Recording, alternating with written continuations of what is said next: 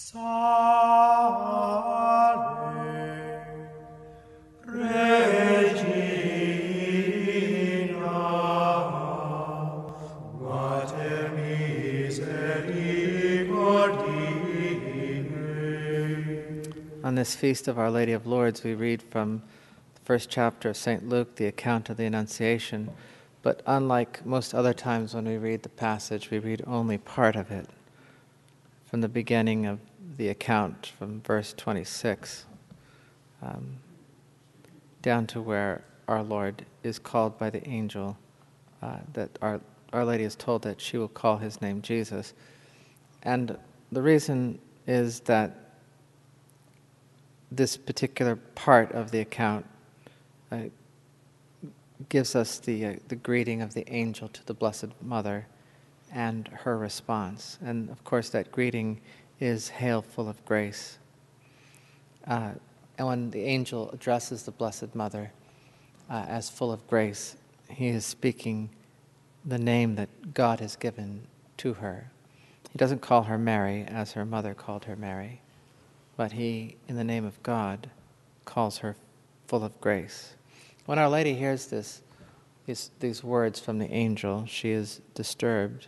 Many of the fathers tell us that it was out of her humility that she was taken aback by the way in which this angel really was venerating her and showing her honor.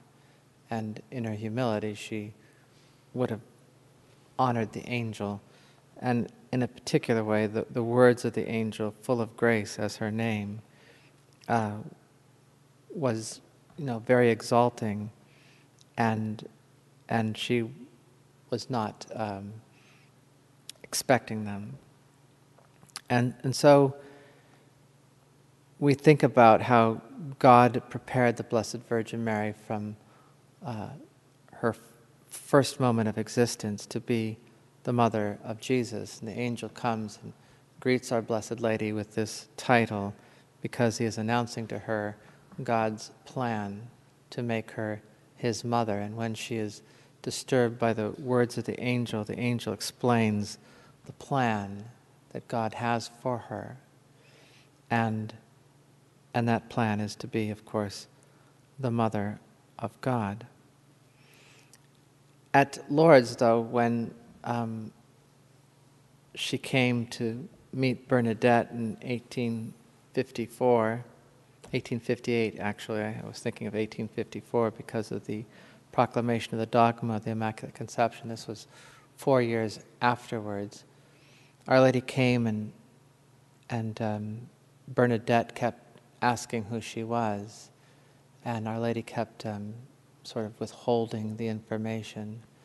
There's a particularly beautiful passage in Bernadette's words, which are recorded by St. Maximilian in his book that he was writing on the Immaculate Conception. I'd like to read what Bernadette had to say about the apparition which took place on March 25th, the day that Our Lady finally answered Bernadette's question. Bernadette says, "When I had knelt down before Our Lady, I begged her to pardon me for arriving late at Massabielle.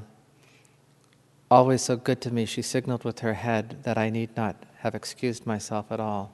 I presented to her all my feelings of love, my profound veneration, and the happiness granted me in seeing her again. I continued to speak with her of all that I had felt in my heart. Then I took my rosary in hand.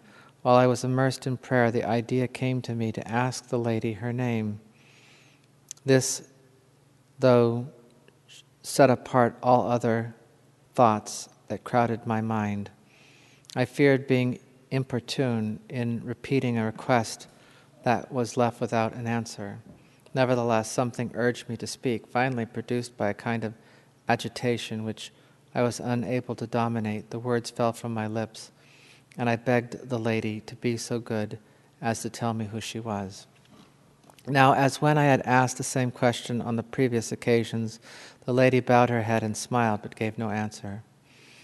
I don't know why, but at that moment I felt more courageous and asked her again the grace to reveal me her name. The Lady smiled again and leaned towards me with such amiableness.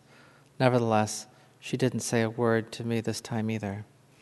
With my hands joined, I renewed the question for a third time, with the sincere conviction that I was not worthy of the grace I was asking. At this point in her narration, this is St. Maximilian commenting, the young girl, completely taken by emotion, continued to speak. And this is Bernadette again. The lady was standing above the wild rose bush.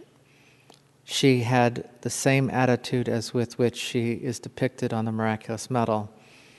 At my third question, she assumed a serious and profoundly humble attitude. After this, she joined her hands and raised them to the level of her chest. She turned her gaze heavenward, then extending her hands and leaning towards me, she said with a trembling voice, "I am the Immaculate Conception." And then St. Maximilian goes on, he says, pronouncing these words, Bernadette bowed her head, imitating the gesture of our Heavenly Lady.